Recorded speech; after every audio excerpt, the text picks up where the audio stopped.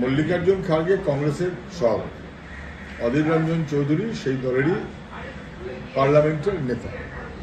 ফলে ওরা কে কাকে কি বললেন এটা নিয়ে আমার খুব নাক গলানো উচিত না, আমি জানি খুব কমেন্ট করতে চাই না, কিন্তু এটা ঠিক যে ভারতবর্ষে যেমন বিজেপি তার বিরুদ্ধে সবাইকে ঐক্যবদ্ধ করতে হবে, পশ্চিমবাংলায় বাস্তবতা রয়েছে এই যে বিজেপিকে সঙ্গে করে নিয়ে এসে বাংলার সর্বনাশটা করেছে যারা তৃণমূল, সে বিজেপির হয়ে কাজ করছে এবং সেই কারণে সে গোয়ায় যায়, সেই কারণে সে মেঘালয়তে যায়, সেই কারণেই সে ত্রিপুরাতে যায়, সেই কারণেই রাষ্ট্রপতি নির্বাচনে বিজেপি প্রার্থীকে সমর্থন করে।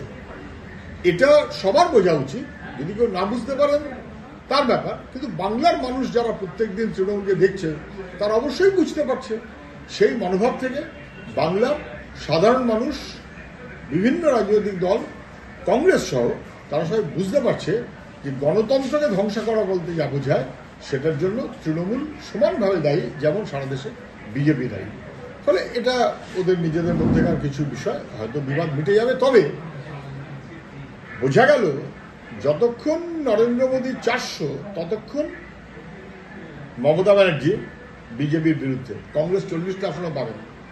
যখন বোঝা গেছে যে নরেন্দ্র মোদী জিতবার সুযোগ নেই, এখন তিনি একটু কংগ্রেস ভাব দেখাচ্ছেন, তাতে কংগ্রেসের কোনো নেতা খুশি হতে পারেন, কিন্তু তৃণমূল আসলে বিজেপির হয়ে বিরোধী দলকে ভেঙে দেওয়ার শক্তি, এটা আবার বুঝতে পারবেন সবাই। তৃণমূলকে সঙ্গে নিয়ে পশ্চিমবাংলায় চলার কোনো কারণ নেই, কোনো সুযোগ নেই।